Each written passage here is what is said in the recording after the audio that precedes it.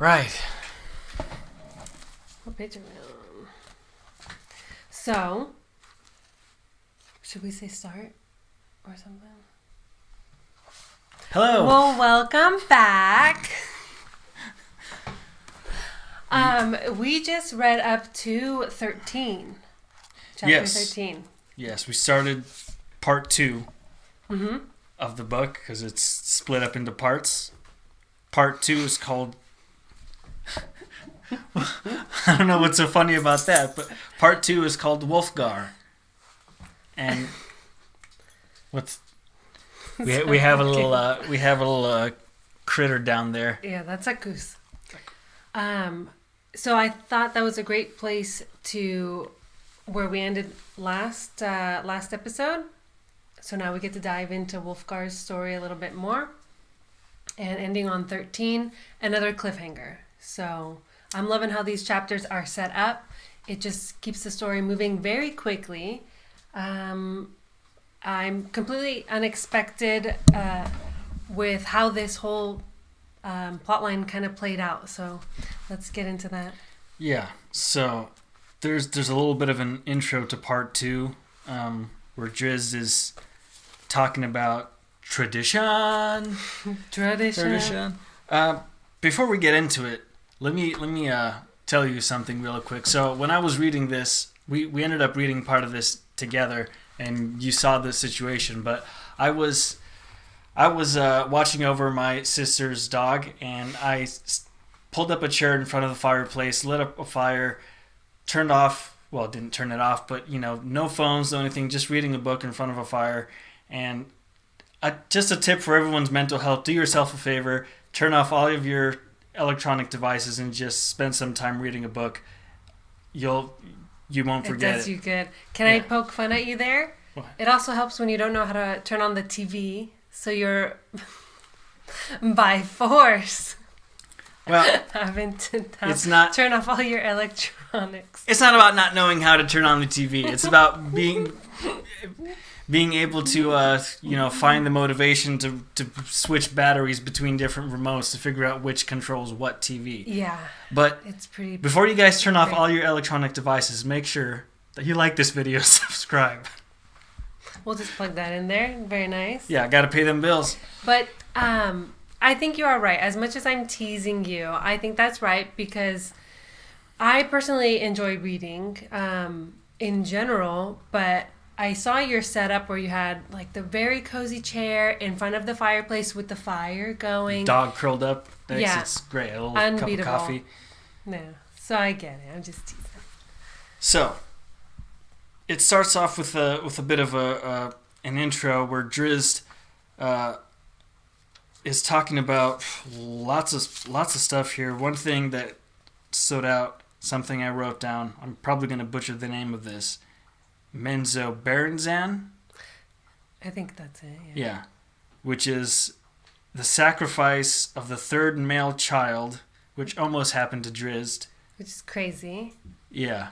So, partially getting... It makes sense why he... I mean, there were so many reasons why he wanted to leave, or even had to leave his home area.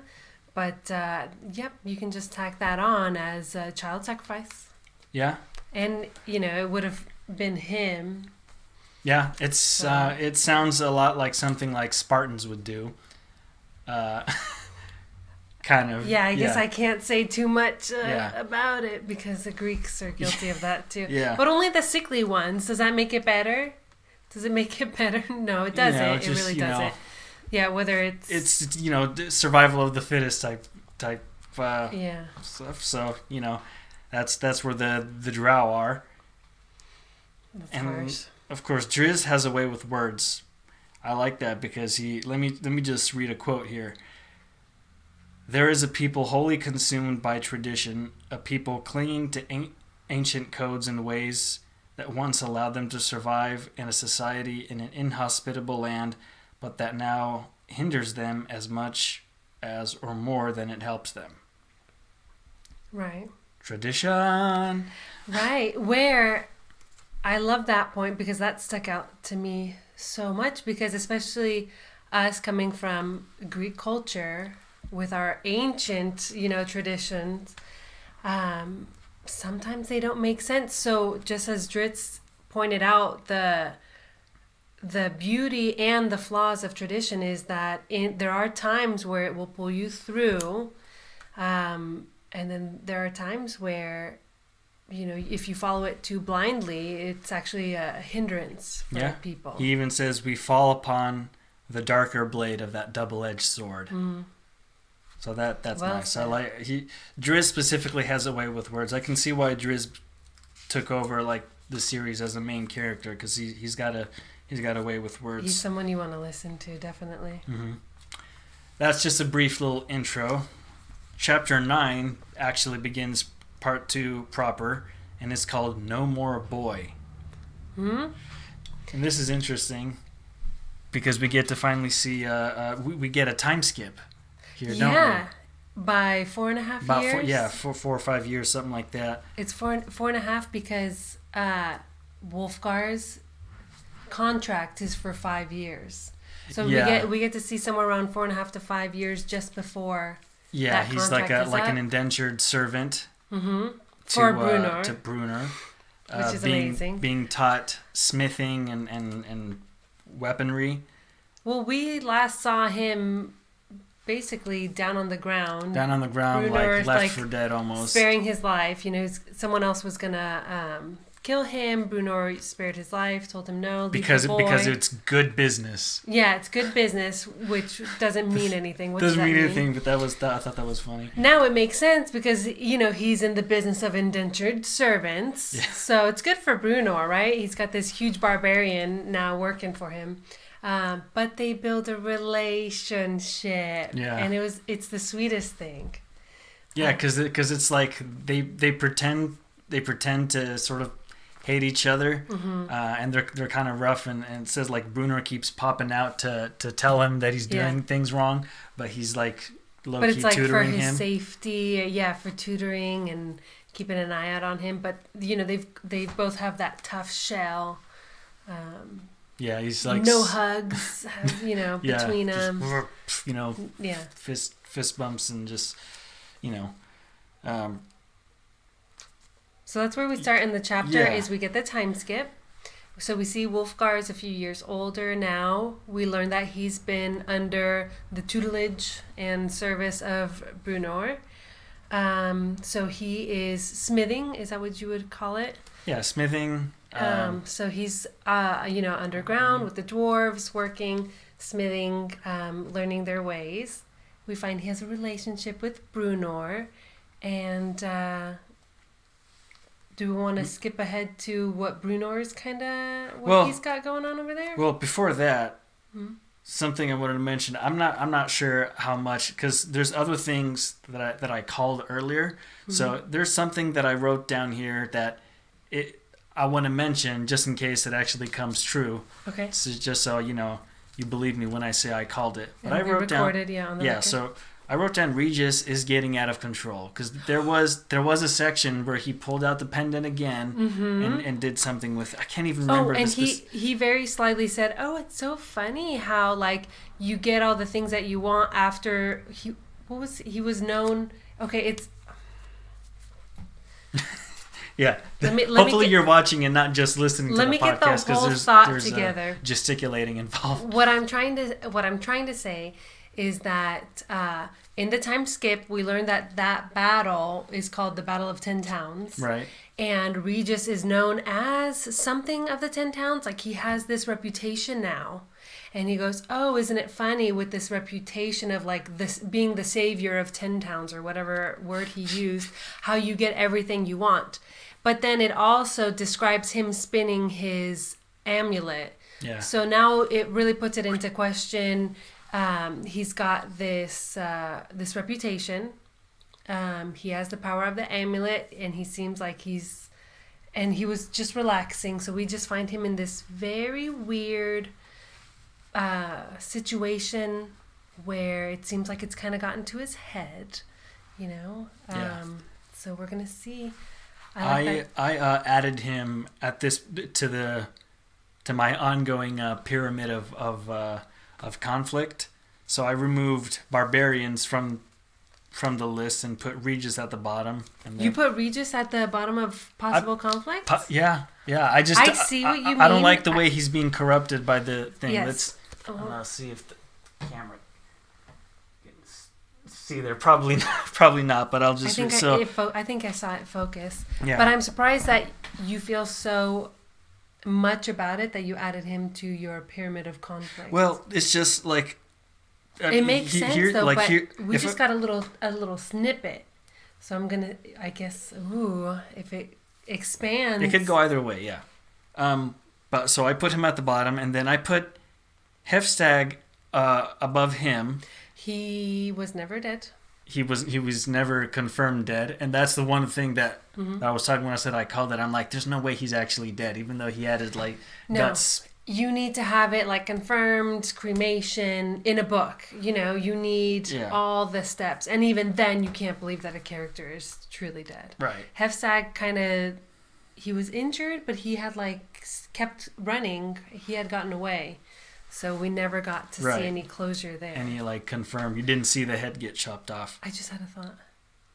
So now that you brought up Regis as in the pyramid of conflict, I just thought and realized he did not interact with any of the characters in these chapters. We saw where he was at in the time skip, but we never saw him interact with any of the other characters in these 4 chapters that we read. True, he wasn't really... Except for the leader of 10 Towns. Right. So we're talking Dritz, Brunor, Canterbury, and now Wulfgar. We can throw him into the main mix. Canterbury too, because she didn't... We'll talk about her in a bit, but she didn't even show up until now. Yeah. But I thought it would be Regis, Dritz, Brunor, Canterbury. They were the main group. Now I'm taking Regis out because he's kind of doing his own thing. He didn't interact with them at all in these chapters, and we did see Canterbury, and I'm adding Wulfgar because we just found out he's got a little something going on there. Yeah, we'll see how that turns out. I think it's gonna go well. Yeah. Now, of course, the rest of the pyramid stays the same. I got Heir 2 on top, Crinshinaban, Eckhart Kessel, Hefsag, and Regis. That might change soon based on things when we get to it. They're definitely the main ones that we're still waiting for that to progress. Where's the chapter now where we find out what happens with Heir 2? Is that the next one? Well, I think so. Yeah. So chapter 10 is The Gathering Gloom. This is the one. These are the chapters that we listened. We had the audiobook. Yeah, we had the audiobook and we were listening together there in the same place, and that's actually really fun to do that too, because we get to experience the twists and the surprises at the same time. So that's something I'd like to do again. Yeah, we might even. It's like watching a movie with your friend, and you're just at the same time, and it's a shared experience. We might even maybe not now. Maybe the last few chapters when it's the ending, we can maybe record ourselves as we listen to the audiobook. We might have to, in order to follow along, you might have to have your own copy of the audiobook to listen along as we're listening to it. But I'm pretty sure it's copyrighted, so we can't play it here. That's too bad. But at least you'll be able to follow along as we actually read it live. So that's going to be a live reaction to what we're reading. But Kessel has been amassing an army in these 4.5 years, still being the same person, just having no personal growth there. But he's amassing an army. He's gathered all kinds of ice trolls or frost giants and trolls. His own personal guard is 2 frost giants, like his bodyguards. Which I don't even know what a frost giant would. Presumably just a giant that's ice. Frosty. Icy, say? Frosty, like a Yeti type. Okay. Huge thing. Yeah, that one was kind of hard to picture. I just picture obviously giants, huge mass of people. I'm picturing like something from like Frozen, where it's like. I'm picturing Yeti with the long white hair covering their entire. So anyway, so terrifying. And he's had plenty of time to work. No personal growth there at all. So his personality is still... But he's got huge... We said frost giants. We said trolls. Even humans are in the mix now, I think they said. Or are they going after them? They're going after them. They want humans to join them. Okay. Because I've something... I might be misremembering. We've got the barbarians. Obviously, the goblins were there from the beginning. So he's got every race in the mix here. So yeah, Shinabon has been working diligently while he's kind of tormenting these poor slave girls that are out of their minds. So, yeah, and he was... I can't remember if it was this set of chapters or the one before where we looked at it and was like, did he just say his own name to her? Yeah. Like, as he brought the concubine in, he's like, Akar Kessel. Yeah, which is like... Who does that? Who does that? That is so weird. Ugh, it was gross. It was real slimy. Like, yeah. I can't... Oh, shoot, we'll have to find it because it was such a beautiful setup. I was confused. It was a wonderful, slimy moment of this guy. I can't wait for him to get what's coming to him. A great description that they have of him in this chapter is Kessel, ever a spit bucket for the pretentious wizards in Luskin. Like, what a unique insult. Which now, when we first met him and he was the fool, I fully sympathized with him because he really was just the spit bucket. Every single person spit on him, looked down on him, kicked him around, used him, manipulated him. And now, I mean, no more sympathy there. I don't feel much in regards to this. I won't feel bad if he'll need a huge redemption arc to kind of bring my opinion back around, and I just don't think. Yeah, and usually, like, redemption arcs, there's certain things that are kind of irredeemable for characters. If it's one thing, if they do some stuff misguided and go back, but then once they start doing slimy, creepy stuff, like... Yeah, I can understand, the corruption by power, but the enslavement and the humiliation of some of the people that he's talking to. He will fully humiliate them just with, like, he does this weird thing with his hand and he forces them to say the things that he wants them to say and get on their knees, and the slave girls. So I find those pretty unforgivable. Yeah. But all that's going on, all of a sudden some random guy out of nowhere finds a scroll and is like, I think I'm going to try summoning demons by myself. And just out of nowhere, I wrote this down. Holy crap, Air 2 got summoned out of the blue by some dumbass who died instantly. So that dummy is the match for Akar Kessel. I see the two of them just being dummies, on the same playing field. So yeah, he was a wizard's apprentice, I believe, and it was just like, oh, no big deal. Let me just have a little fun here and just kind of mess around a little bit and say some fun sounding words. No.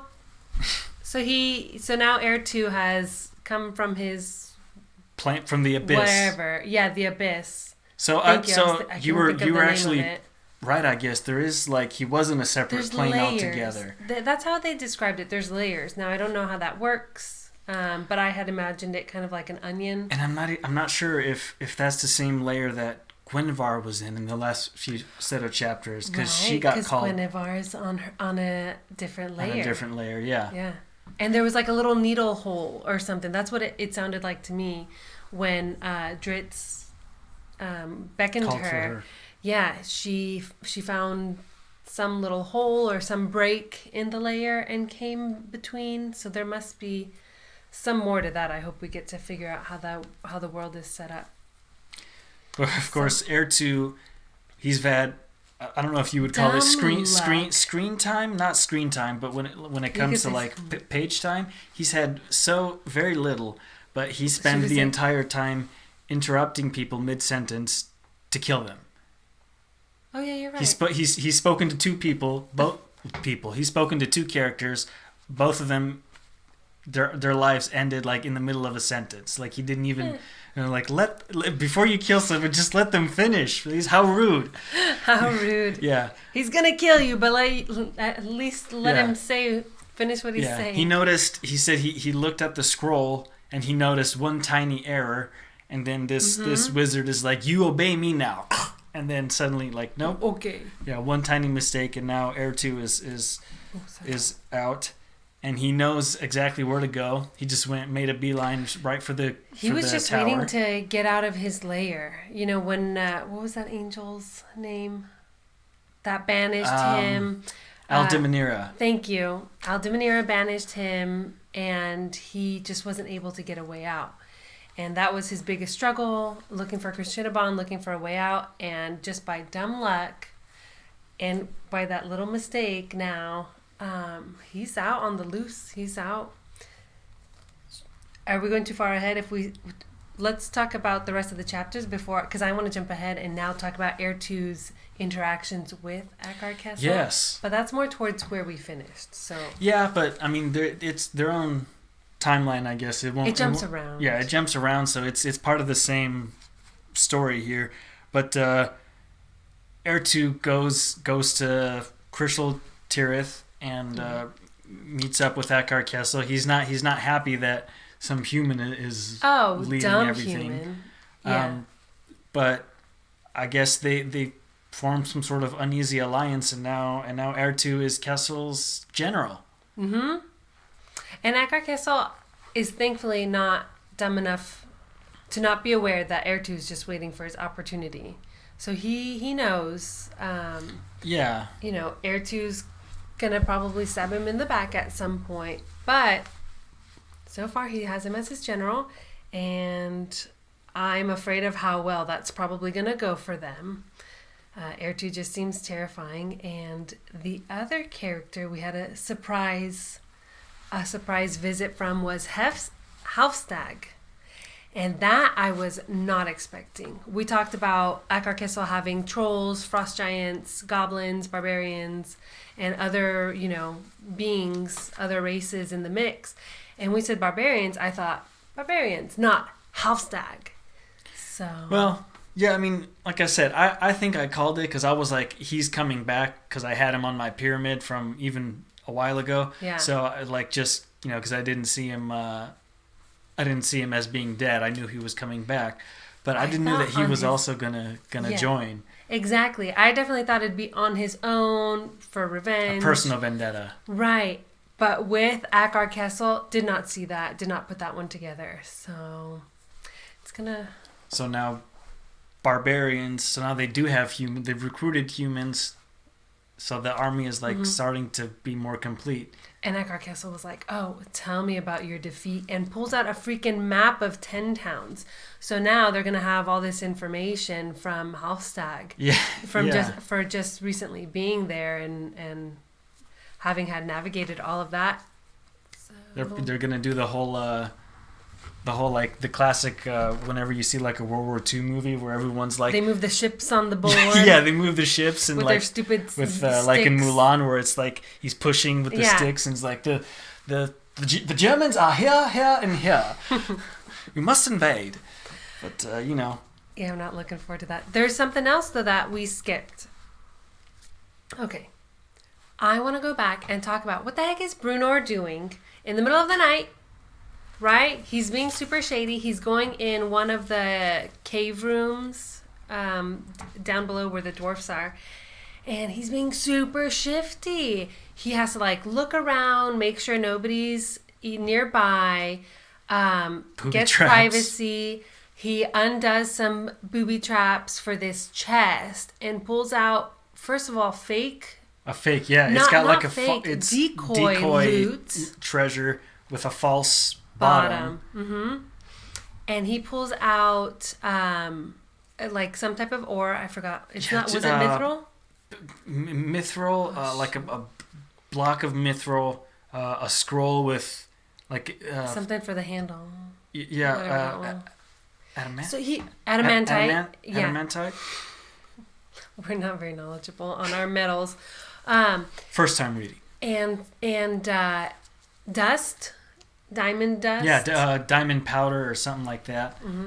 And I had no idea that dwarves had this type of, not ceremony. What's the word I'm looking for? Like when you do magic ritual. spells, like a ritual. I had no idea that dwarves had these types of rituals. And so Brunor is being super shady. He collects all, his valuable items. We don't know what he's doing with it. He goes out into the moonlight. He tells Wolfgar, I'll be gone for a few days. And he puts like rune markings, and he's making this warhammer, which also explains the front cover. I'll go into that next. So he's building this, he's smithing this warhammer, but he's placing these like carvings of runes and waiting for like the peak moonlight and throwing the diamond dust and like holding it up in the air, catching the diamond dust and the moonlight, and all of this was just... He like does all this, it absorbs it, and he passes out. Like, he passes out. As it's happening, but then it's like perfect. And then Drizzt is watching him without, like, he's trying not to interrupt, but he wants to see anyway. And even when he passed out, he let it happen. But he said... like he's unlucky because he passed out before he got to see it actually work. The success, all the diamond dust, 100% of it got absorbed into the weapon, so everything worked perfectly. Yeah. And so now he has a battle hammer called Aegis Fang. Oh, I'm glad you wrote that down.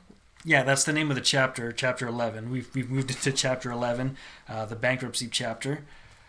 I don't get it. Well, when you file for bankruptcy, it's chapter 11. Oh, okay, got it now. Yeah.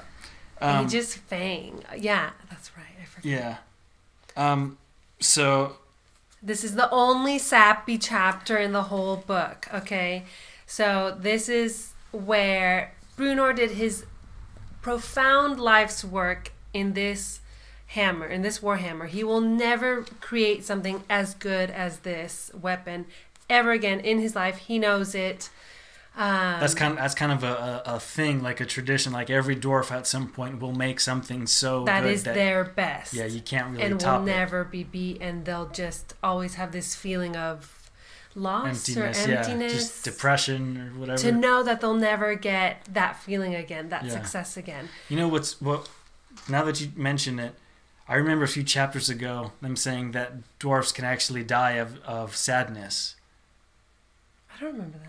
Yeah, they can die of sadness. Oh, didn't they die because of their home? Yeah, something like that. Yeah, from like not dying from a broken heart, dying from sadness. No, you're right. Yeah, something like that. And so, Brunor's dad apparently didn't get to live long enough to make his weapon. Mm-hmm.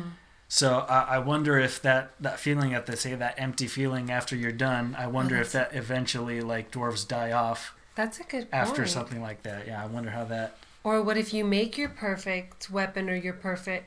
weapon is what they're building. You make your perfect weapon, and because you can never recreate it, it's just like a very long heartbreak, Oh, that's so sad. Yeah. Okay. It's like, I was like... Brunor, no! We love him. I hope not. Yeah, he's get into like a depression, and... Poor dwarves. Yeah, what a great book that would be if the whole rest of the book is just him slowly, a support group for dwarves. Well, he's got Drizzt. Yeah. That was the sweetest thing. So in all of this, Drizzt was not involved, was not even making his presence known, but he was keeping an eye on Brunor for days. So he was passed out for 2 or 3 days, and Drizzt played it off. He kind of like went further down the mountain from where Brunor had his ritual and set up camp and played it off, but had like, rabbits on the spit, just waiting for him, for Brunor to come down and he was like kind of dogging on him. He's like, yeah, this is an alright hammer, but secretly like, wow, Yeah. this is great. So cute. I love their friendship. So, again, the sappy chapter now, which of course I enjoyed so much, is Brunar makes this once in a lifetime, legendary weapon. And who does he give it to? He doesn't even keep it for himself. Yeah. He gives it to Wolfgar. And I especially appreciated that he gave it to him before his servitude was up. I feel like that made the servitude not feel like it was as bad as like being contracted for 5 years because it was a gesture. Yeah. Versus waiting until after the servitude. I felt like, is it a way to keep him there? But I feel like because he gives it to him before the servitude is over, it also gives him the freedom to leave when the servitude is up. It seemed like no strings attached. It was just a very wholesome moment of him gifting him this weapon. Yeah, that was nice because it's. I mean, with the time skip, you don't get to see like the relationship grow, but then you kind of see like the effects, like by the end of like we tried to kill each other 5 years ago, but now it's like, what was that? Here you go, like you could kill me anytime you want now because you have this, but that's to his size too. Yeah. It's just this giant warhammer. And finally, we are almost halfway through the book ish. And we finally get to meet Canterbury. Yes. So that was huge for me, and I love her. So this is chapter 12 now, called The Gift. Mm-hmm. And so Canterbury... then that's the one. That's the sappy chapter. Okay. I think 11, Aegis Fang is where he creates it. 12 is the gift where he must give it. Right. Okay. So 12 is the sappy chapter. Yeah, so Canterbury shows up finally, and a few pages in, she's already cracking dick jokes. She was talking with Wolfgar. There's clearly something going on there, and as she enters, she was needed at this point in the story because up until now it's a sausage fest. Yeah, that's all guys. Yeah, and it's like there's way only too much. Only Guinevere, the panther. So much testosterone. This is like nice to cool it down with a little bit of estrogen. But she's so sassy. Yeah, she's got a tongue on her. She's like clapping back at giving Wolfgar's him a hard time.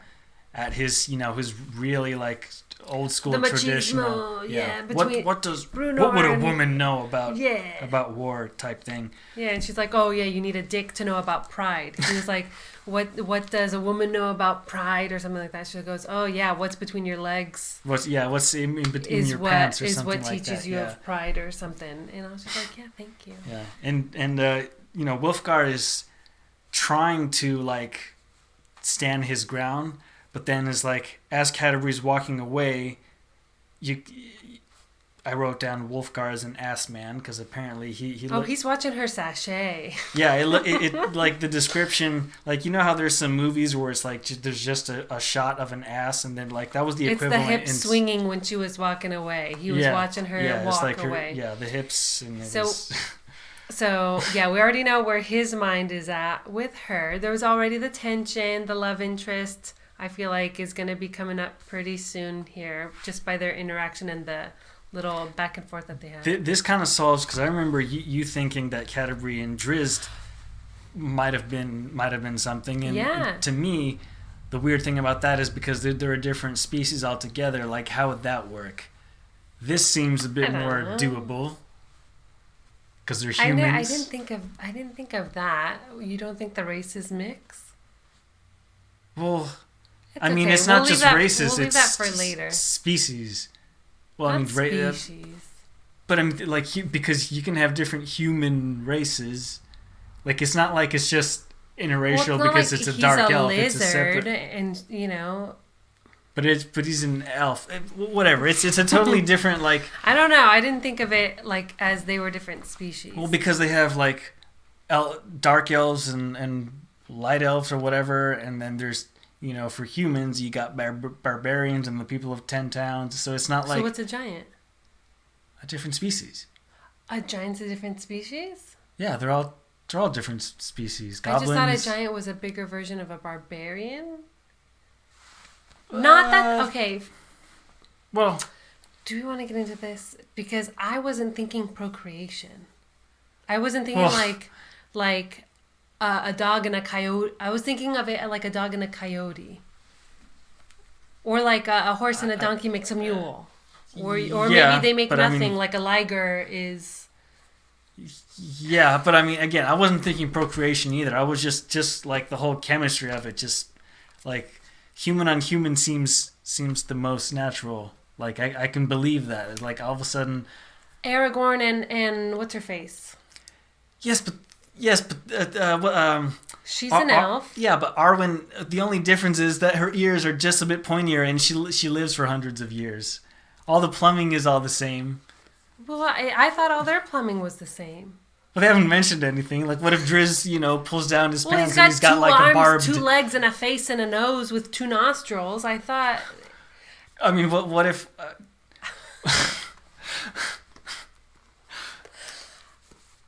I'm just saying, since they all speak the same language, they can probably fall in love with each other. Sure. Where do you draw the line then? Like, what if suddenly like a giant spider turns up that can speak the same language?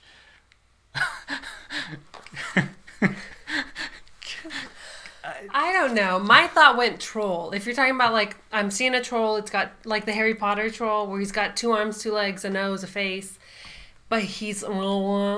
Then I would just be like, okay, maybe a troll stays with a troll. But like Dritz, Canterbury, Bruno... So Brunor is a different species than a human? Well, yeah, he's a dwarf. I didn't think about this that deeply. I mean, it's not like there's any like rules. The like way he talked about her was he trusted her opinion more than his own. Trusted her. Right, like he respects her so highly, and I was like, oh, who knows? Maybe there's gonna be a triangle. But now she seems. Oh, that'd be sad. But she does seem really young. The way that she's talking to Wolfgar. So my thing went away from the relationship between the likelihood of the relationship between Canterbury and Dritz as romantic because of the age. She struck me as very young when she spoke, and maybe they mentioned her age, but I don't remember. So then I thought her and Wolfgar. Well, then Wolfgar would be a different species because he's a barbarian. No, but he's still human. And Canterbury was raised by Brunner, but she's human. So barbarian is a culture, not a species? Yeah. Barbarians, they're literally humans that are living off the land. Like they don't have a home, do they? They're just like... nomads. Yeah. Okay. Like, they don't have a place that they're living in, right? So, like, a dwarf would never fall in love with an elf or something. Or I'm not saying they wouldn't, but I'm just saying, like, if they did, it would probably be juicy. Like, that probably would be kind of frowned upon. Not commonplace. Definitely not commonplace. Anyway. And that's, like, you mentioned Lord of the Rings, right? That wasn't, like... I wasn't saying it was commonplace. I just thought Dritz and her had like a romantic interest. Yeah. Or he was in love with her or they were in love. I definitely thought the way that he spoke about her would make it seem like... Oh, we haven't seen them together, find out. We haven't. No, he's just been describing, so that's different. It could be like the way they're talking. Because the way Wolfgar was talking with Canterbury, they were like... That was flirty. There were some sparks. She was clearly. kind of... Yeah, she was like correcting his point of view. Like she cared about, how he thought about things. And then he watched her walk away. He watched signs. Her. But and we haven't giving seen it her... like a vivid description of the back and forth swaying of the hips. So, yeah, but we haven't seen her interact even with the Brunor. I don't think we've seen them together yet. No. That's so far the only time we've seen him. She spoke with him, made an impression. I like that she's in here now. It breaks up the whole, like I said, a sausage fit. Everyone was just talking about war and blah, blah. Nice to have, a little bit of that going on. Yeah. But before we move on to the next one, the last thing, I think, obviously we talked about Wolfgar getting Aegis Fang, but he gave it to gave it to Wolfgar because now Driz is going to train Wolfgar. Oh, that's right. Oh, I forgot So about that. So that's why he got it. So yeah, he's yeah, like, that was now like you the need one to... stipulation or something for the rest of his servitude. Right. He didn't say to serve more time or to stay here longer than what we had agreed upon, but he said for the rest of your contract, instead of doing this manual labor, I want you to train under Dritz, which again melts my heart because it's Brunor giving Wolfgar some survival skills. Yeah, he's helping him. Even though he's like forcing him to do stuff. Because Dritz has a totally different fighting style because he doesn't have the size advantage of a barbarian. So whatever Wolfgar already knows will be supplemented now by...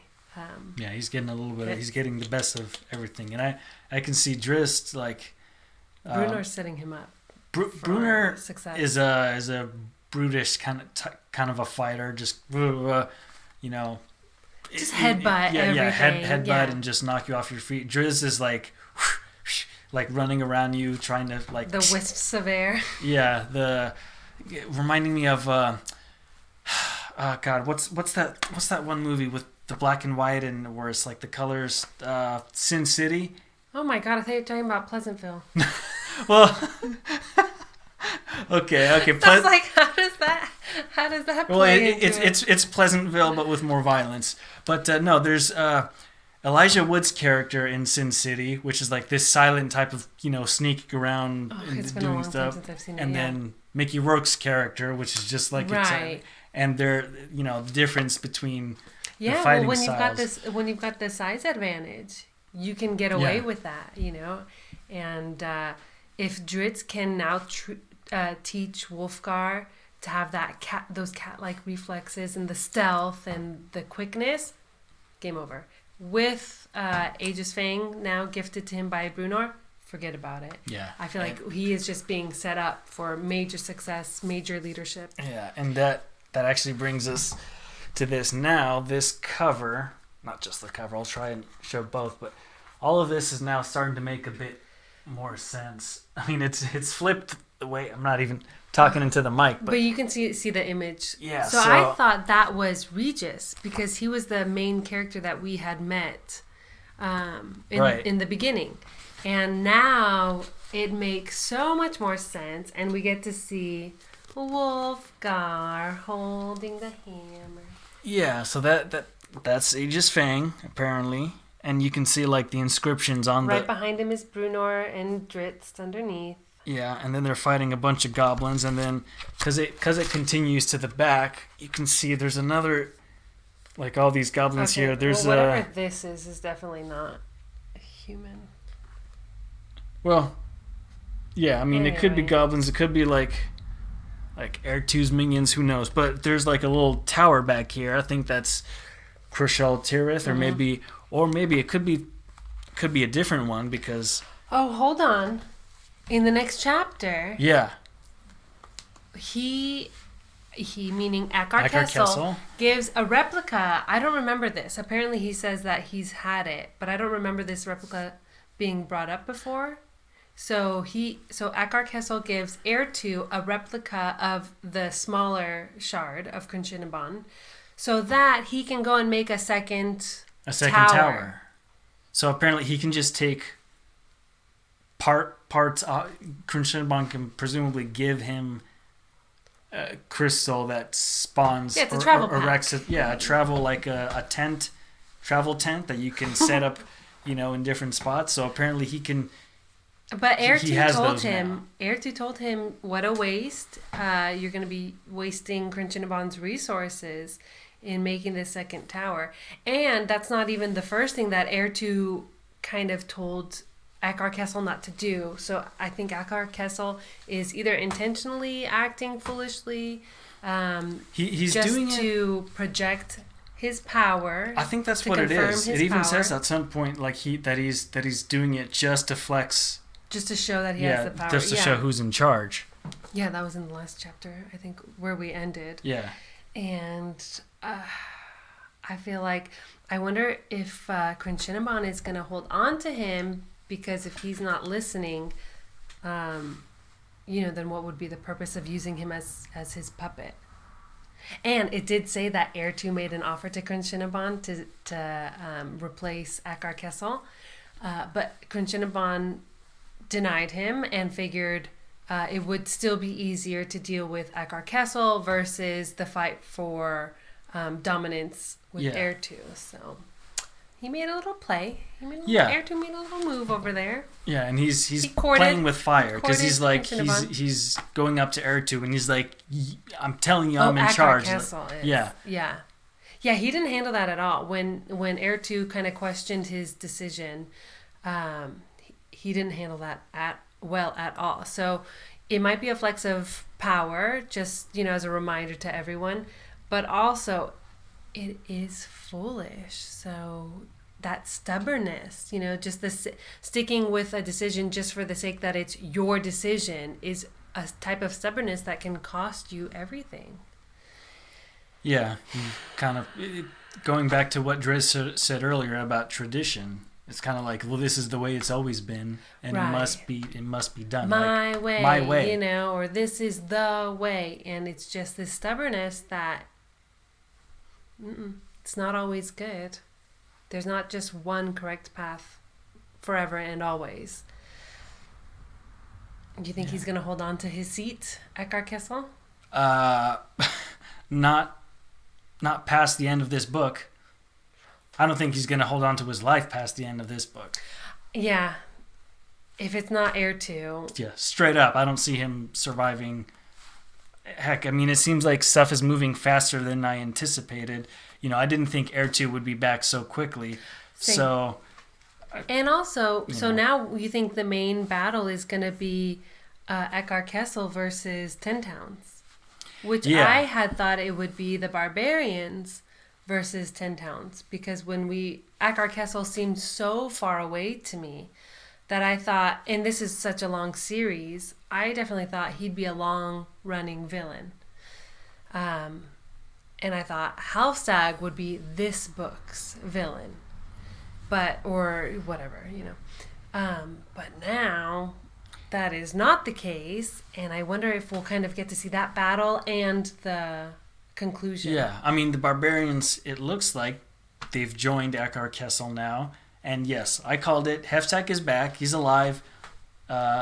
He shows up to Akar Kessel and Ertu, and he pulls out the map of 10 towns and tells them how they lost. So now they have... Poor 10 towns, man. Can't catch a break. They only have trout. What's everyone so worried about? Yeah. They don't have anything else going on.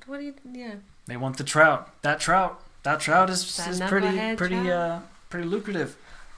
And so, yeah, I mean, I'm excited now to see where the next, because we end on the cliffhanger where Akar Kessel pulls out the map of 10 towns in front of Halfstag. And so I said, okay, now that's a great cliffhanger. I'm glad we stopped there. Now, what the heck is going to happen? We've got so much going on. You think we could get another time skip, with Halfstag training under Dritz, the army, Wolfgar. The barbarians are... Was it the barbarians? The frost giants are walking... yeah, Kessel sent them to check out something, and Ertu So they're making moves. Yeah, Ertu told them, like, no, use humans. And Kessel was like, no, I'll do what I want because I'm in charge. So he sent the frost giants. Yeah.